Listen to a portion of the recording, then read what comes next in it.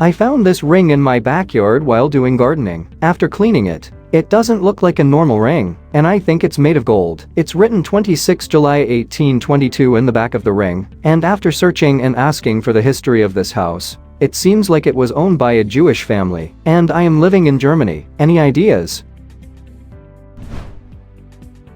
It's a Georgian or early Victorian mourning ring. Yours looks like it was made around the 1820s to 1840s. The initials belong to the lost loved one, and the date refers to the person's death. They were typically made from gold and enameled in black. The black enamel was meant to be a symbol of loss on the jewelry. Later on there were white enamel added to remember unmarried women and the loss of their children. I've seen them for anywhere between $300 all the way to about $2,000. I was a jeweler for 25 years. I've had them appraised, and truthfully, if I owned one I would probably just keep it, because of how neat and rare they are.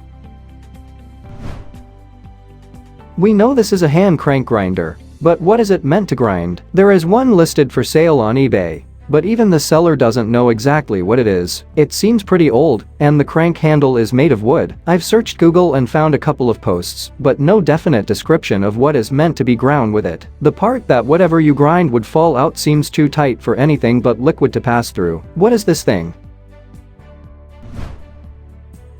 It's a poppy seed grinder from the 1930s. A turnkey on the bottom allows you to attach it to your counter or a table. My mom has one, passed down from her mom.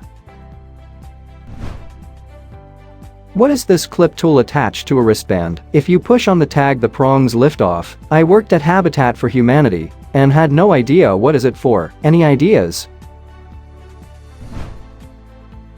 It's a flute lyre, a marching band sheet music holder. The band goes around your left wrist, so you can more or less see the sheet music as you march. Other instruments have lyres you can attach directly, but there's no way to do that on a flute. Most flute players just memorize their marching music because lyres like this are so useless. What is this 10 centimeters wide solid iron piece that has the Tex trademark on it? It weighs about 200 grams. I found it with a metal detector in northeast Finland. There used to be a farmhouse at that location, and it was burned during World War II. Thanks in advance. It's a broken piece of an 1890s old Singer sewing machine. Here's what the full part looked like. It matches the left side exactly, and judging by the similarities with this model, it was likely part of the cast iron stand. What is this brassy metal spinner-like object with 6 independent spinning pointer arms, with card suit shapes that were found with casino equipment? The arms are maybe a foot and a half long, and are spaced about half an inch apart on the central post. It is probably about 50 years old. Any ideas?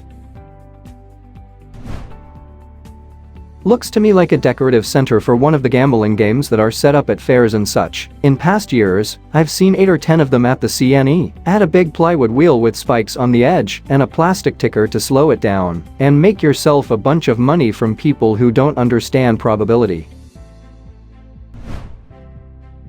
What is this copper pouring pot, seen in a kitchen in Berkeley Castle, UK? It is high up on a shelf, so I couldn't get a better photo. When Googling, I found one other bad photo of it on Pinterest, which seems to show it had a handle on the right-hand side at one point. The plates below are dinner plate sizes to show scale. Because the top of it is so tall, it made me wonder if you fill it with something other than liquid and then turn that item into liquid, and the liquid is precious, or why such a careful way of pouring it out? What is it used for? This is a French percolator coffee pot, sometimes called a Potsdam coffee maker, from 1850 to 1920. It worked by means of the upside-down percolation method and was fed with a spirit burner at the base of the support. Besides containing the burner at the base, rotating and holding the machine during coffee preparation, the support structure was used to carry it to the table and pour the coffee into the cups. The spirit burner also kept the prepared coffee hot. What is this thing that looks like a machete? It's around 45 centimeters long and 15 centimeters wide. It is not sharp, but it looks used. There are engravings that overall make the object look like a rhinoceros, but the object was found in an old rural house in Cantal-Auvergne, France. What is it? It's a RAM-DAO, a traditional sacrificial sword that descends from the weapons of India's legendary Rajput warriors and is used in the Hindu ritual sacrifice of animals. The large curved blade is designed to decapitate a large sacrificial animal, such as buffalo and goats. These sacrifices were made to the Hindu goddess of death Kali, whose symbolic eye is often etched on the flared end of the blade, so she can watch over the ceremony. I found it on a light pollution map. Does anyone know what the 3 spots in the North Atlantic Ocean are? A satellite image shows nothing there. Any ideas? They are oil rigs, specifically the Hibernia oil field. Oil rigs tend to be very well lit because they are in the middle of the ocean, so you don't want ships crashing into them. And they are basically industrial sites with heavy machinery, so bright lighting is essential for safety, same as any terrestrial industrial site. And there is always a live flame at the tip of the safety relief flare in almost every oil and gas installation. What is this gold sphere with legs and handle? The sphere splits in 2, and each side with a lid. One lid says Wilson's patent on it, and the other lid has a series of letters and a small shield symbol. We think the first letter is C. It is followed by PAS. Then on the shield is W and D, and just below an S. What is this thing? This is a Victorian folding clamshell biscuit box. A famous model has been made for many years by the Fenton Brothers Silver Company. In essence, it's just a very elaborate cookie jar. However, they can be quite expensive, and I think it reads EPNS for electroplated nickel silver, and made by Wilson and Davis of Sheffield. So years ago in Yugoslavia, a farmer gave this ring to my grandpa, claiming that it was from the Crusades. Could it be?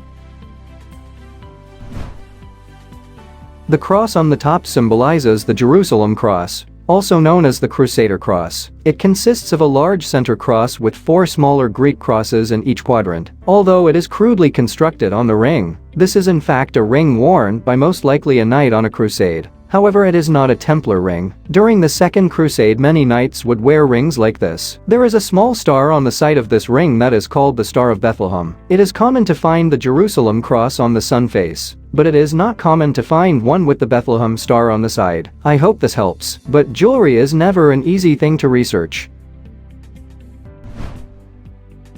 What is this thing I found while cleaning out a deceased estate? At first glance it looks to hold liquid, but it has a large hole in the bottom, which would stop it from holding anything more than a tiny amount. It seems to be handmade, and it has 3 feet around it. It has a mouth that almost looks like it would be used for pouring, and really seems like it should have a cork or something in it perhaps. Any ideas? Please let us know in the comments.